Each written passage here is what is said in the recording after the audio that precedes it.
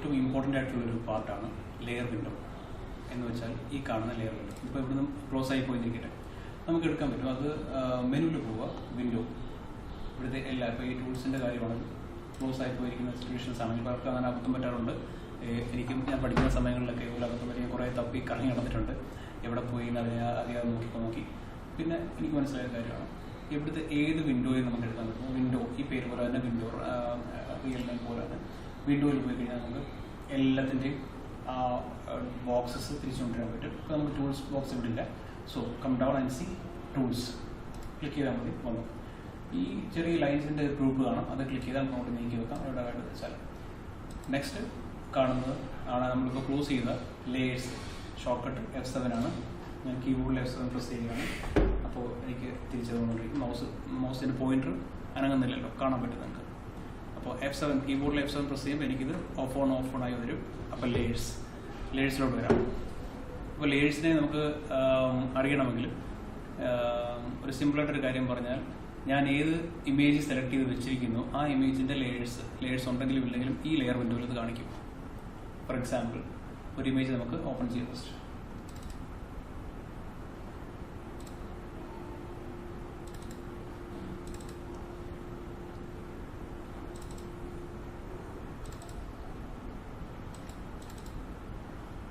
രണ്ടാമത് വേറൊരു image open ചെയ്യാം. അപ്പോൾ രണ്ടിൻ്റെയും ഡിഫറൻസസ് നമുക്ക് മനസ്സിലാവും.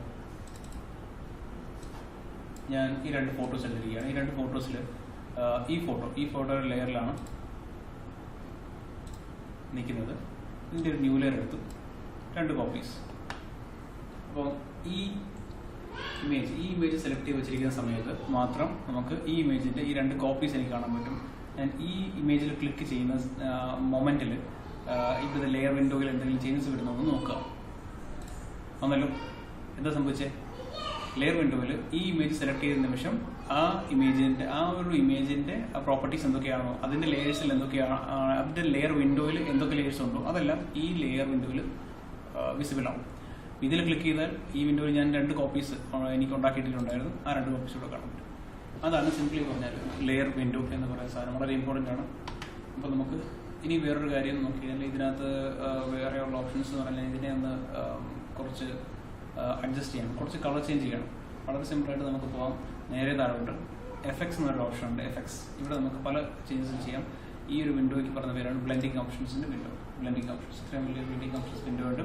അതിൽ നമുക്ക് കുറേ ഓപ്ഷൻസ് ഉണ്ട്. Bevel and emboss, contour, texture, stroke, inner shadow, inner glow, satin, colour overlay, gradient overlay, pattern overlay, outer glow, drop shadow. ഇപ്പോൾ നമുക്ക് കൊടുക്കാൻ പോകുന്നു ഒരു കുറച്ച് കളർ. എനിക്ക് ഇതിൻ്റെ മേലോട്ട് കംപ്ലീറ്റ് ആയിട്ട് പ്ലേസ്മെൻറ്റ് കൊടുക്കണം.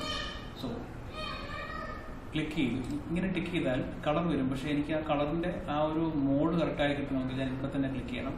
ഞാനിപ്പോൾ ഇത് കണ്ടോ ഓഫ് ചെയ്തു. ഓക്കെ, കളറിൻ്റെ ഓപ്ഷൻസ് ആണ് ഇവിടെ നിൽക്കുന്നത്. ഞാനിപ്പം സാറ്റിനെ ക്ലിക്ക് ചെയ്തു. കേട്ടോ, സാറ്റിൻ്റെ ഓപ്ഷൻ അവിടെ വരുന്നുണ്ട്. പക്ഷേ ഈ കളർ ഓവർലേയുടെ ഓപ്ഷൻസ് ഇവിടെ മാറുന്നില്ല, ഓൺ ആവുന്നത്. എനിക്ക് കുറേ എഡിറ്റിംഗ് ഓപ്ഷൻസ് വേണം. ഓരോ ഇഫക്ട്സിനും അതിൻ്റെ എഡിറ്റിംഗ് പ്രോപ്പർട്ടീസ് ഉണ്ട്. സാറ്റിനെ ക്ലിക്ക് ചെയ്യുമ്പോൾ അതിൻ്റെ ഇഫക്റ്റ് പ്രോപ്പർട്ടീസ് വരുന്നു. ഇന്നർ ഗ്ലോയെ ക്ലിക്ക് ചെയ്യുമ്പോൾ അതിൻ്റെ പ്രോപ്പർട്ടീസ് വരുന്നു. പക്ഷേ ഞാൻ കളർ ഓവർലേ ഓണാക്കി വെച്ചിട്ട് ശരി ഇത് ഓഫ് ചെയ്തു. എന്നിട്ട് സാറ്റിൻ അല്ലെങ്കിൽ ഇന്നർ ഗ്ലോ ഏതിൻ്റെയെങ്കിലും ടിക്ക് മാർക്ക് മാത്രം ഓൺ ചെയ്താൽ അത് ആക്റ്റീവ് ആവും അല്ലാതെ അതിൻ്റെ ഓപ്ഷൻസ് ഇവിടെ എല്ലാം മാറി നമുക്ക് കാണാൻ പറ്റും. ഈ ഇവിടെ സൈഡിലല്ല, വേറെ നെബോസ് എന്ന് വെച്ചാൽ അതിൻ്റെ നെയിമിൽ വേണം ക്ലിക്ക് ചെയ്യാൻ. കളർ ഓവർലേ ഞാൻ നെയിം ക്ലിക്ക് ചെയ്താൽ മതി, അതിൻ്റെ ഓപ്ഷൻസും വരും. ടിക്ക് മാർക്ക് ഓട്ടോമാറ്റിക് ഓൺ ആവും. ദാറ്റ് മീൻസ് നമ്മൾ റെഡിയാണ് എഡിറ്റിംഗ് ഓപ്ഷൻസിന് വേണ്ടി. ഓക്കെ, വന്നു. എനിക്കിനി ഈ ഇമേജ് കാണുന്ന രീതിയിൽ ഇതിൻ്റെ ഒപ്പേസിറ്റി കുറയ്ക്കാം. ചെറിയൊരു ടിൻറ്റ് ഇഫക്റ്റ് കൊടുക്കാൻ പറ്റും. ഓക്കെ, തൽക്കാലം എനിക്കിത് മതി. ഓക്കെ, ഞാൻ ഓക്കെ കൊടുത്തു. അപ്പോൾ ഇതാണ് ഒന്ന്. താഴെ നമുക്ക് കളർ ചേഞ്ച് ചെയ്യാം. എന്തെങ്കിലും ഷേപ്സ് കൊണ്ടുവന്നിട്ടാണെങ്കിലും ഒരു കുറച്ച് ഷേപ്സ് കൊണ്ടുവന്നു. ന്യൂ ലെയർ എടുക്കുന്നു. എന്നിട്ട് ഞാനൊരു കളർ കൊടുക്കാം. പിന്നെ ഈ ബ്ലൂ ആണോ കിടക്കുന്നത്? ഓക്കെ, ബ്ലൂ തന്നെ മതി. പെയിൻ ബക്കറ്റ് വെച്ച് ക്ലിക്ക് ചെയ്തു, കൺട്രോൾ ഡി സെലക്ട് ചെയ്തു. ഇനിയുള്ള കാര്യം എന്ന് വെച്ചാൽ പറയാനുള്ളത് ലെയർ മോഡുകളെ കുറിച്ചാണ്. അതായത് ലെയർ വിൻഡോയിൽ വളരെ ഇമ്പോർട്ടൻ്റ് ആയിട്ടുള്ള ഒരു വളരെ രസകരമായിട്ടുള്ള ഫൺഫുൾ ആയിട്ടുള്ളൊരു സാധനമാണ് നോർമൽ, ഡിസോൾവ്, ഡാക്കൻ എന്ന് പറഞ്ഞ് കുറേ ലെയർ മോഡ്സ് ഉണ്ട്. ഡാക്കൻ, മൾട്ടിപ്ലൈ, നിങ്ങൾ അങ്ങനെ കുറേ ഓപ്ഷൻസ് കാണാം, കുറേ മോഡ്സ് കാണാം. color burn, linear burn, darker color, lighten screen, color dodge, linear dodge, light color, overlay, soft light, hard light, vivid light, linear light, pin light, hard mix, difference, exclusion, subtract, divide, hue, saturation, color, luminosity. Final one ആണ് luminosity. അപ്പോൾ നിങ്ങൾ വേറൊരു കാര്യം ശ്രദ്ധിച്ചിട്ടുണ്ടോ എനിക്കറിയത്തില്ല. Just ഇത് പല ഗ്രൂപ്പായിട്ട് ഡിവൈഡ് ചെയ്തിരിക്കുകയാണ്. ഒരു സിംഗിൾ സോളിഡ് സ്ട്രേറ്റ് ലൈൻ വെച്ച് ഓരോ ഗ്രൂപ്പിന് നോർമൽ ഡിസോൾവ് ഫസ്റ്റ് ഗ്രൂപ്പിൽ വരുന്നുണ്ട്. സെക്കൻഡ് ഗ്രൂപ്പിൽ അവർ ഇൻക്ലൂഡ് ചെയ്തിരിക്കുന്നത് dark and multiply, colour burn, linear burn, dark colour. Third ഗ്രൂപ്പിൽ ഉള്ളത് ലൈറ്റർ. അങ്ങനെ 1, 2, 3, 4, 5, 6 ഗ്രൂപ്പുകളായിട്ട് തിരിച്ചിരിക്കുകയാണ് ലെയർ മോഡുകളെ. അപ്പോൾ അതെന്തൊക്കെയാണെന്ന് നമുക്കൊന്ന് അറിയാം. അതിനു മുമ്പ് ജസ്റ്റ് ഒന്ന് ലെയർ മോഡുകളിലൂടെ കയറിപ്പോകാം. നോർമൽ വെച്ചപ്പോൾ ഇങ്ങനെയാണ്. അപ്പോൾ നമുക്ക് നെക്സ്റ്റ് ഡിസോൾവിൽ പോയി ഡാർക്കൻ വന്നു. അങ്ങനെ ഓരോ മോഡുകൾ മാറ്റും. അതിൻ്റെ ചേഞ്ചസ് നമുക്കിവിടെ കാണാൻ പറ്റുന്നുണ്ട്. ഓക്കെ ആണല്ലോ. ലെയർ മോഡുകളെ കുറിച്ച് അറിയാത്തവരും അറിയാവുന്നവരും ഒന്ന് നോക്കിക്കോ. നിങ്ങൾക്കറിയാത്ത വേറൊരു കാര്യം, നമുക്കിതെല്ലാം ഈ ഗ്രൂപ്പുകളാക്കി തിരിച്ചു വെച്ചിരിക്കുന്നതിനെ കുറിച്ച് നിങ്ങൾക്ക് ശ്രദ്ധിച്ച് കാണാൻ വഴിയില്ല. ഇനി എന്താണ് ഗ്രൂപ്പുകൾ എന്നുള്ളതിനെ കുറിച്ച് ചോദിച്ചാൽ, ഞാനിപ്പോൾ വേറൊരു ഇമേജിൽ ഞാൻ അതിനെ പ്രിപ്പയർ ചെയ്ത് റെഡിയാക്കി വെച്ചിട്ടുണ്ട്. ഞാൻ കാണിച്ചു തരാം.